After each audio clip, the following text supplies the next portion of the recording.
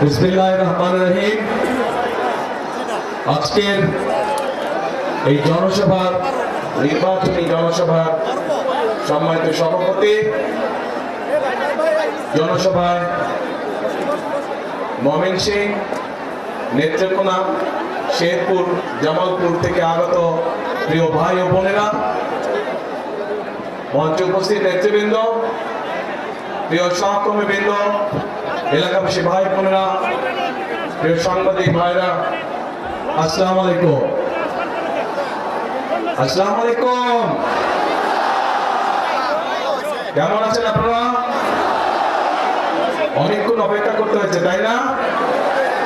হ্যাঁ, অনেকক্ষণ অপেক্ষা করতে হয়েছে। আমাদের তো আসার কথা ছিল আরো আগে, কিন্তু আসতে অনেক সময় লেগে গেল।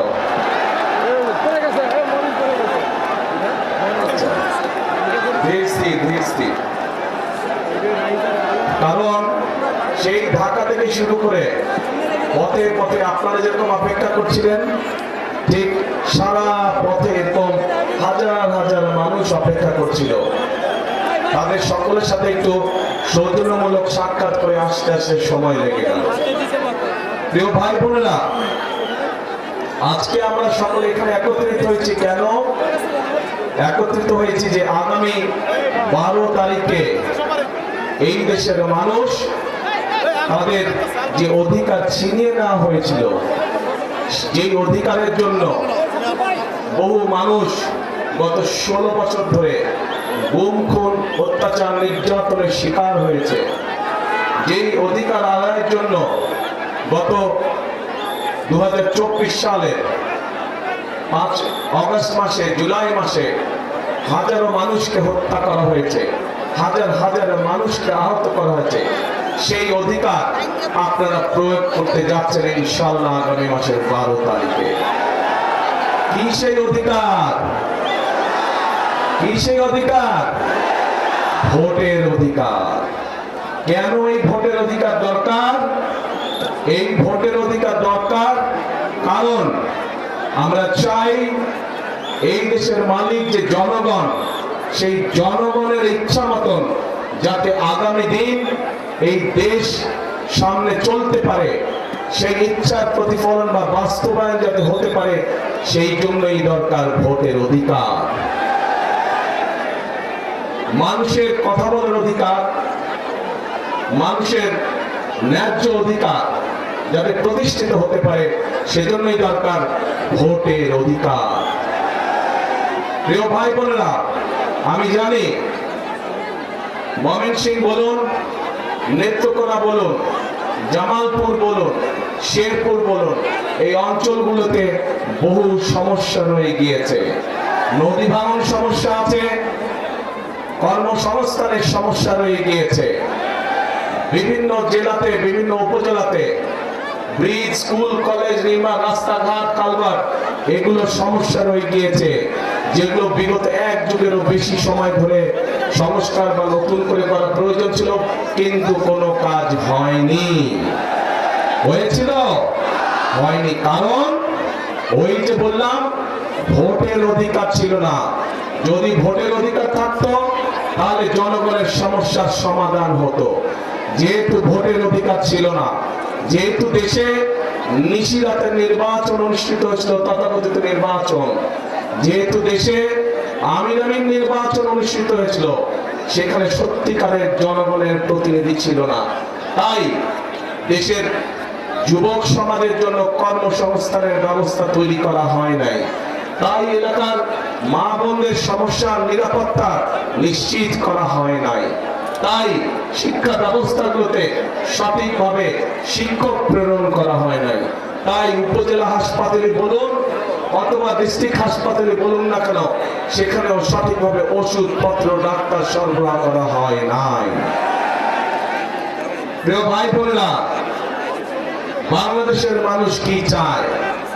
বাংলাদেশের মানুষ চায়, একজন অভিভাবক হিসাবে একজন অভিভাবক চায় তার সন্তান যাতে সুশিক্ষা বা সঠিকভাবে শিক্ষা পায়, তাই তো নাকি? একজন অভিভাবক চায় তার সন্তান সেই শিক্ষা পাক যেই শিক্ষার পরে, যেই শিক্ষা শেষ হলে পরে সন্তান কর্মসংস্থানের ব্যবস্থা করতে পারবে, বেকার থাকবে না। প্রিয় ভাই বোনেরা, তরুণরা, যুবকরা কি চায়? তারা চায় কর্মসংস্থানের ব্যবস্থা।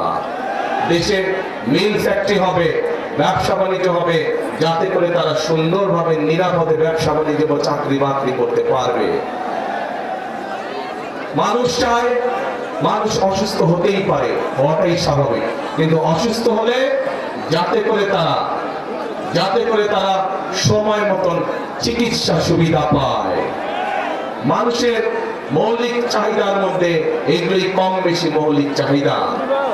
এই যে যেমন আমাদের কৃষক ভাইরা, আমরা যদি ময়মনসিংহের কথা ধরি, ময়মনসিংহ সহ আশেপাশের জায়গাগুলো যদি দেখি, এখানে কৃষক ভাইদের অনেক সমস্যা রয়েছে। বিশেষ করে যদি ময়মনসিংহে আমরা দেখি পোনা চাষ, মাছের যে পোনা, এইটি আরো অনেক বড় করা যেত। এইটি এখন দেশের বিভিন্ন জায়গায় মাছের পোনা সরবরাহ করা হয়, কিন্তু আমাদের পরিকল্পনার মধ্যে রয়েছে কি করে এই মাছের পোনার বিষয়টিকে শুধু দেশের মধ্যে সীমাবদ্ধ না রেখে বিদেশেও কিভাবে রপ্তানি করা যায়, সেই পরিকল্পনা আমাদের রয়েছে, যাতে করে কর্মসংস্থানের সুযোগ তৈরি হয়, যাতে করে এই এলাকার মানুষ শুধু একটি নয়, এরকম আরো প্রতিষ্ঠান তৈরি করার মাধ্যমে আরো মানুষকে কর্মসংস্থানের ব্যবস্থা করা যায়। প্রিয় ভাই বোনেরা, আপনাদের নিশ্চয়ই মনে আছে দেশনেত্রী খালেদা জিয়ার সময় এই দেশের মেয়েদের জন্য, এই যে আমার সামনে বহু মা বোনেরা এখানে সামনে রয়েছেন, এই দেশের মা বোনদেরকে শিক্ষা দেওয়ার জন্য মেয়েদের শিক্ষা ব্যবস্থাকে ক্লাস 1 থেকে ক্লাস 12 পর্যন্ত ফ্রি করা হয়েছিল। মনে আছে আপনাদের? প্রিয় ভাই বোনেরা, সেই মা বোনরা শিক্ষিত হয়েছে। আজকে যদি যে কোনো স্কুল, কলেজ, বিশ্ববিদ্যালয়ে আমরা যাই, আমরা দেখবো যে ছেলেদের পাশাপাশি সমান সংখ্যক মেয়েরা লেখাপড়া করছে। আজকে আমরা যদি সমগ্র বাংলাদেশের জনসংখ্যা দেখি, আমরা দেখবো যে সমগ্র জনসংখ্যার অর্ধেকের মতন হচ্ছে নারী। কিন্তু এই আমরা যদি দেশকে সামনে এগিয়ে নিয়ে যেতে চাই, তাহলে এত বৃহৎ জনগোষ্ঠী অর্থাৎ অর্ধেক জনগোষ্ঠীকে পেছনে রেখে আমরা কোনোভাবেই দেশকে সামনে এগিয়ে নিয়ে যেতে পারবো না। এবং সেজন্যই আমরা দেশে নারীদের জন্য, মায়েদের জন্য, আমরা গৃহিণীদের জন্য, বিশেষ করে খেটে খাওয়া মানুষ যারা, সেই পরিবারের গৃহিণীদের জন্য আমরা একটি ফ্যামিলি কার্ড নামে কার্ড দিতে চাই মা বোনদেরকে, যাতে করে এই ফ্যামিলি কার্ডের সুবিধা প্রত্যেকটি মানুষের, প্রত্যেকটি পরিবারের কাছে, অল্প হলেও প্রত্যেকটি পরিবারের কাছে পৌঁছতে পারে, এবং যাতে করে তারা প্রতি মাসে কিছুটা হলেও স্বাচ্ছন্দ্যে কয়েকটি দিন অতিবাহিত করতে পারে, একটু হলেও যাতে করে তাদের সহযোগিতা হয়। ঠিক একইভাবে একটু আগে আমি ময়মনসিংহের মৎস্য চাষীদের কথা বলেছি। একইভাবে শুধু মৎস্য চাষী নয়, মৎস্য চাষীর বাইরেও যারা ক্ষেত খামারে চাষবাস করেন, জমিতে চাষবাস করেন, এইরকম কৃষক ভাইদেরও পাশে আমরা দাঁড়াতে চাই। এবং সেজন্যই আমরা কৃষক ভাইদের জন্য কৃষক কার্ড দেবার পরিকল্পনা করছি। কৃষক কার্ড কথাটি শুনেছেন আপনারা আগে? এই কৃষক কার্ড কেন আমরা দিতে চাচ্ছি? বাংলাদেশের অধিকাংশ মানুষ কৃষির সাথে জড়িত। এই কৃষক যদি ভালো থাকে, কৃষি ভালো থাকলে বাংলাদেশের মানুষ ভালো থাকবে। সেজন্যই আমরা কৃষক ভাইদের পাশে দাঁড়াতে চাই, কৃষক ভাইদের সহযোগিতা করতে চাই। এই কৃষক কার্ডের মাধ্যমে আমরা কৃষক ভাইদের কাছে সার, তার প্রয়োজনীয় অন্তত একটি ফসলের, সমগ্রভাবে একটি ফসলের বীজ, কীটনাশক, সার আমরা পৌঁছতে চাই কৃষক ভাইদের কাছে সরাসরি, যাতে করে সেটি তাদেরকে সহযোগিতা করে ধীরে ধীরে অর্থনৈতিকভাবে মজবুত হওয়ার জন্য দৃঢ় ভিত্তির উপরে, যাতে করে তারা দাঁড়াতে পারে। প্রিয় ভাই বোনেরা, আমরা রাজনীতি করি কাদের জন্য? বাংলাদেশের মানুষের জন্য আমরা রাজনীতি করি। আজকে এই যে নির্বাচনী জনসভা, এই নির্বাচনী জনসভায় আমরা কি দেখি? অনেক দল আছে যারা এসে অন্য দল সম্পর্কে বিভিন্ন রকম কথাবার্তা বলে। শুনেছেন না আপনারা? শুনেছেন। আজকে যদি আমি এখানে দাঁড়িয়ে আপনাদের সামনে অন্য দল সম্পর্কে অন্যরকম কথা বলি, তাদের গীবত গাই, তাদের সম্পর্কে সমালোচনা করি, তাতে কি জনগণের কোনো লাভ হবে? জনগণের কোনো লাভ হবে না। কারণ জনগণ তাকেই ভোট দিবে যারা জনগণের জন্য কাজ করবে, তাই তো? এবং জনগণের জন্য যদি কাজ করতে হয় তাহলে অবশ্যই একটি রাজনৈতিক দলের পরিকল্পনা থাকতে হবে কিভাবে দেশ পরিচালনা করবে, কিভাবে কি কি কাজ করবে জনগণের জন্য, সেই পরিকল্পনাগুলো থাকতে হবে। প্রিয় ভাই বোনেরা, বিএনপি বাংলাদেশ জাতীয়তাবাদী দল হচ্ছে সেরকম একটি দল যাদের পরিকল্পনা রয়েছে আগামী দিনে দেশকে কিভাবে পরিচালনা করবে। কারণ এই দলটিরই অতীত অভিজ্ঞতা রয়েছে কিভাবে দেশে খাদ্য উৎপাদন দ্বিগুণ করতে হয়। কারণ বিএনপি নামক দলটিরই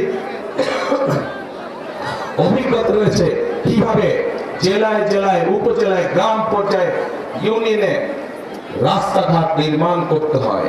কারণ বিএনপি নামক দলটিরই অভিজ্ঞতা রয়েছে কিভাবে শিক্ষার আলো এদেশের সন্তানদের কাছে পৌঁছে দিতে হয়। কারণ বিএনপি নামক দলটিরই অভিজ্ঞতা রয়েছে কিভাবে বাংলাদেশের মানুষকে নিরাপদ রাখতে হয়, আইন শৃঙ্খলা পরিস্থিতিকে কঠোর হাতে নিয়ন্ত্রণ করতে হয়। কারণ বিএনপি নামক দলটিরই অভিজ্ঞতা রয়েছে কিভাবে দুর্নীতির লাগাম টেনে ধরতে হয়। প্রিয় ভাই বোনেরা, আপনারা নিশ্চয়ই পত্র পত্রিকায় দেখেছেন এই মুহূর্তে একটি রাজনৈতিক দল যেই স্বৈরাচার পালিয়ে গিয়েছে সেই স্বৈরাচারের মুখের ভাষা ব্যবহার করছে বিএনপির বিরুদ্ধে। ঠিক সেই স্বৈরাচার যেভাবে বলতো তাদেরই ভাষা ব্যবহার করছে বিএনপি। তাদের বক্তব্য যে দুর্নীতিতে বলে চ্যাম্পিয়ন ছিল। আমার প্রশ্ন 2001 থেকে 2006 সাল পর্যন্ত তাদেরও তো দুজন সদস্য বিএনপির সরকারে ছিল না? ছিল। তো বিএনপি যদি অতই খারাপ হয় তাহলে ওই দুই ব্যক্তি কেন পদত্যাগ করে চলে আসেনি? এই জন্য পদত্যাগ করে তারা আসেনি। তারা সরকার ছিল এবং তারা ভালো করেই জানতো যে খালেদা জিয়া কঠোর হস্তে দুর্নীতি দমন করছে। এবং যেই দলটি এখন এই কথা বলছে তাদের যেই দুই সদস্য বিএনপি সরকারের অংশ ছিল তারা ভালো করেই জানতেন যে খালেদা জিয়া দুর্নীতিকে প্রশ্রয় দেয় না। এবং সব ধরনের আন্তর্জাতিক পরিসংখ্যান বলে খালেদা জিয়ার সময় যে স্বৈরাচার পালিয়ে গেছে তার সময় দেশ দুর্নীতিতে নিম্ন গতিতে ছিল। এবং খালেদা জিয়া যখন 2001 সালে দেশ পরিচালনার দায়িত্ব পায় তখন ধীরে ধীরে বাংলাদেশ দুর্নীতির করাল গ্রাস থেকে বের হতে শুরু করলো। এবং যেই দল এই কথা বিএনপিকে এইভাবে দোষারোপ করে তাদের দুই সদস্যের প্রথম দিন থেকে শেষ দিন পর্যন্ত সরকারে থাকাই প্রমাণ করে যে নিজেরাই নিজেদের মানুষ সম্পর্কে কত বড় মিথ্যে কথা তারা বলছে। প্রিয় ভাই বোনেরা, আমরা চাই নেত্রকোনা সহ শেরপুর সহ বিভিন্ন জায়গায় মাদক সমস্যা রয়েছে। আমরা এই মাদক সমস্যার সমাধান করতে চাই, কিন্তু মাদক সমস্যার সমাধান করতে হলে কিভাবে করবেন? আপনি কিভাবে করবেন? মাদক সমস্যার সমাধানের একটি কঠিন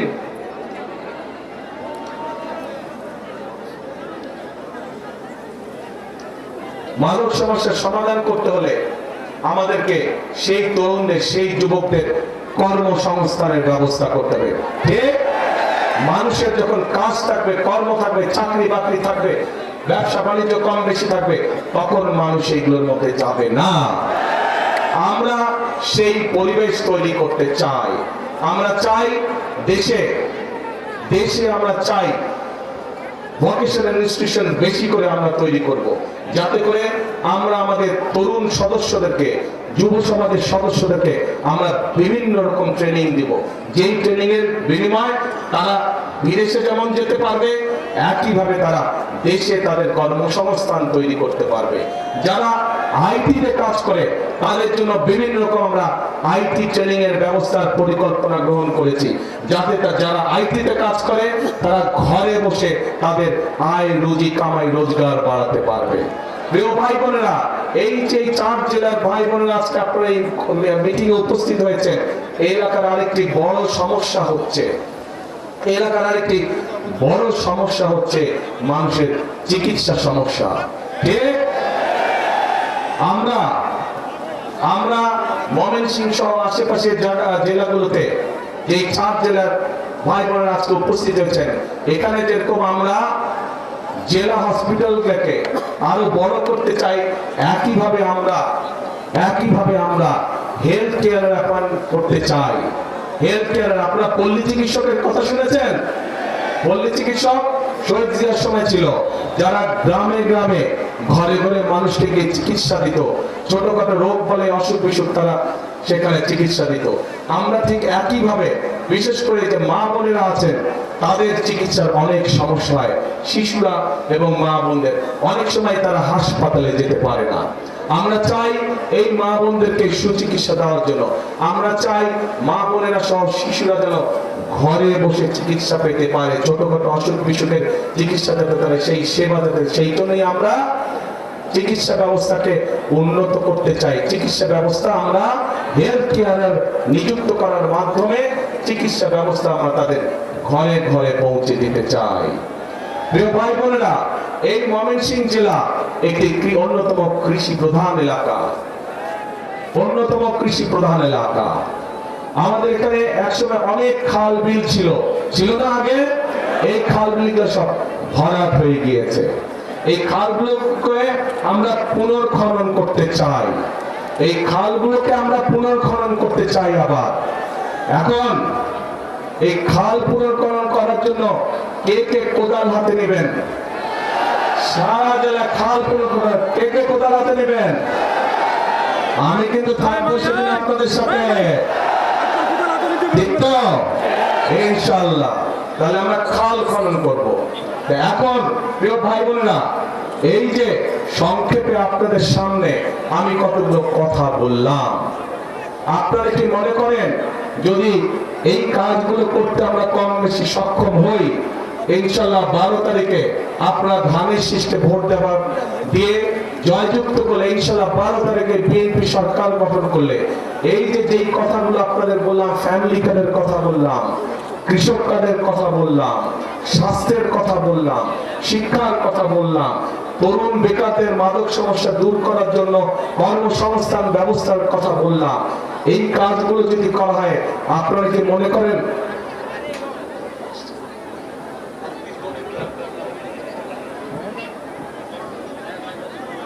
এই যে কথাগুলো বললাম, এই কাজগুলো যদি আমরা করতে সক্ষম হই, তাহলে কি আপনারা মনে করেন আপনারা সহ সমগ্র দেশের মানুষ উপকৃত হবে? কে মনে করেন উপকৃত হবে? সবাই মনে করেন? তাহলে আপনারা কি চান আমরা এই কাজটা করি? এই কাজগুলো করে কারা চান যে বিএনপি এই কাজগুলো করুক? যে কাজগুলোর কথা বললাম সবাই চান? ঠিক আছে, ধন্যবাদ। এবার আমার একটা জিজ্ঞাসা আপনাদের কাছে। আপনারা তো এতক্ষণ আমাকে জিজ্ঞেস করলেন যে ভাই ধানের শীষে ভোট দিব, কিন্তু বিএনপি কি করবে আমাদের জন্য? এটাই তো আপনাদের জিজ্ঞাসা ছিল আমার কাছে, তাই না? আমি তো বললাম বিএনপি ইনশাআল্লাহ সরকার গঠন করলে আমরা কি করব বললাম না এতক্ষণ? সংক্ষেপে বলছি, আরো অনেক কাজ আছে, আরো অনেক কাজ করবো আমরা ইনশাআল্লাহ, তবে সংক্ষেপে বললাম আপনাদের কাছে। এখন আমার একটা জিজ্ঞাসা আছে আপনাদের কাছে। আপনারা যে বললেন এই কাজগুলো করলে আপনাদের উপকার হবে, কিন্তু তার আগে তো ভাই আপনাদেরকে একটা কাজ করতে হবে। কি সেই কাজটা বলেন তো? শুনি না। ইয়েস, 12 তারিখে ধানের শীষকে জয়যুক্ত করতে হবে। এই 24 জন দাঁড়ান তো, ওখানে দাঁড়ান, 24 জন দাঁড়ান, ওখানেই দাঁড়ান, লাইন করে দাঁড়ান, ধাক্কাধাক্কি করুন,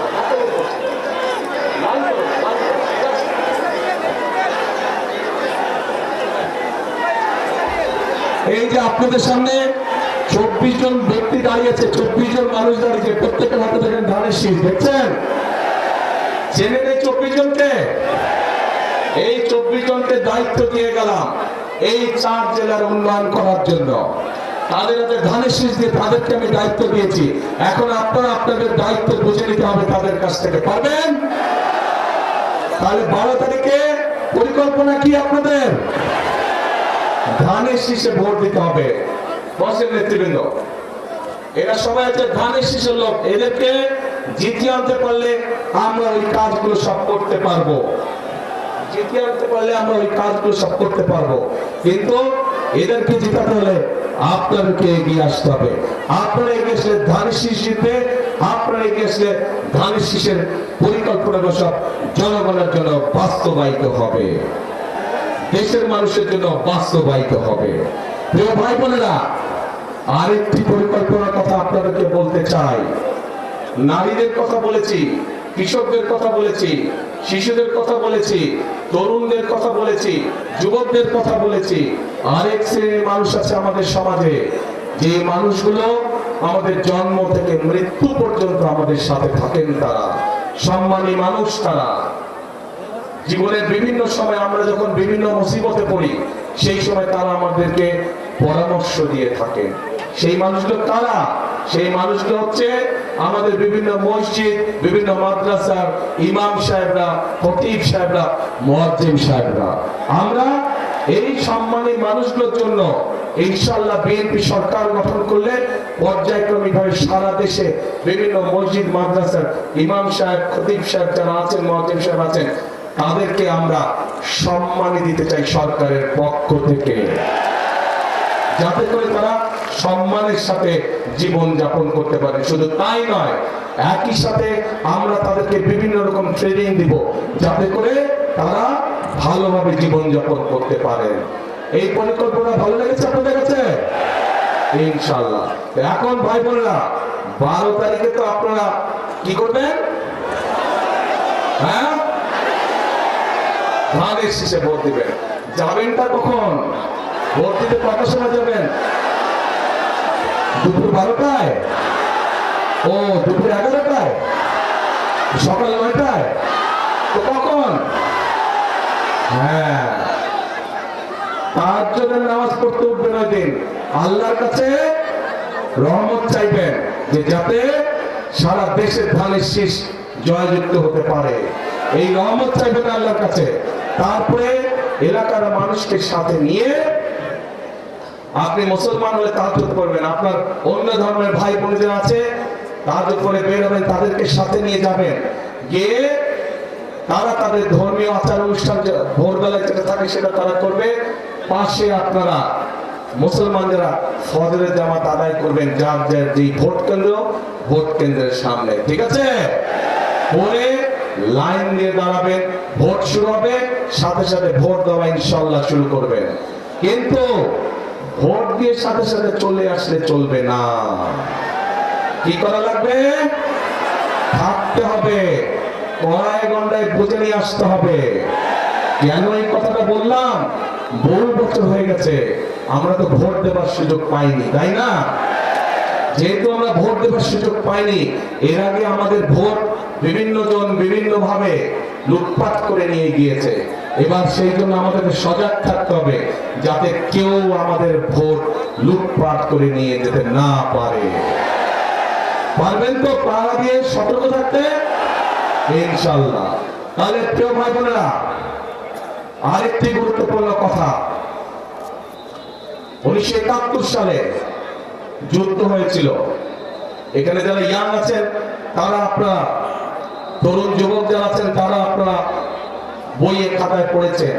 মুরব্বী যারা আছেন, আমাদের বয়সী যারা আছেন তারা দেখেছেন বা জানেন সেই যুদ্ধে দেশের স্বাধীনতা অর্জিত হয়েছিল। সেই যুদ্ধে বহু মানুষ শহীদ হয়েছিল। প্রিয় ভাই বোনেরা, পরবর্তীতে 2024 সালে 5ই আগস্ট সেই স্বাধীনতাকে রক্ষা করেছে এই দেশের ছাত্র জনতা সহ সমাজের সকল শ্রেণী পেশার মানুষ।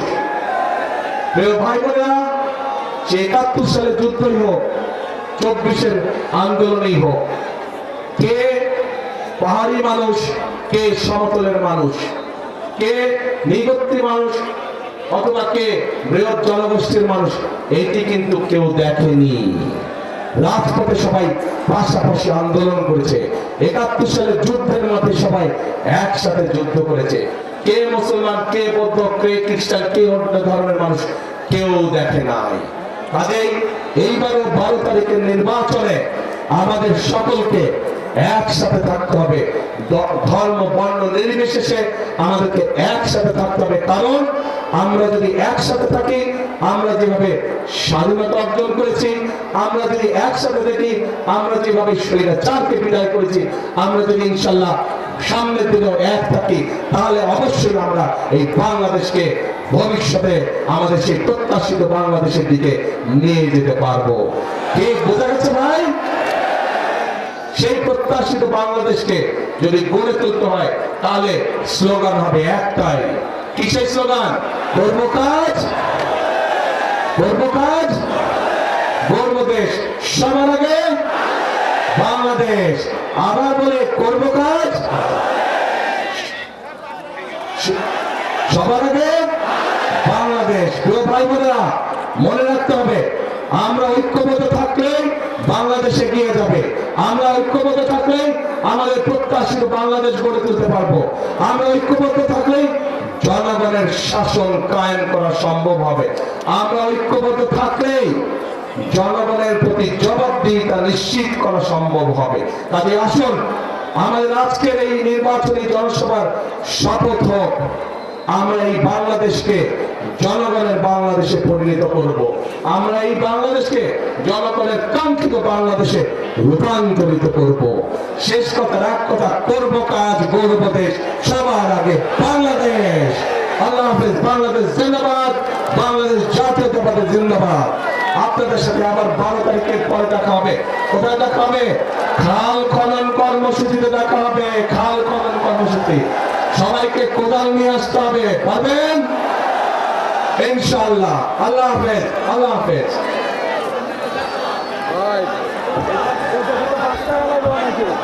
আগামী প্রধানমন্ত্রী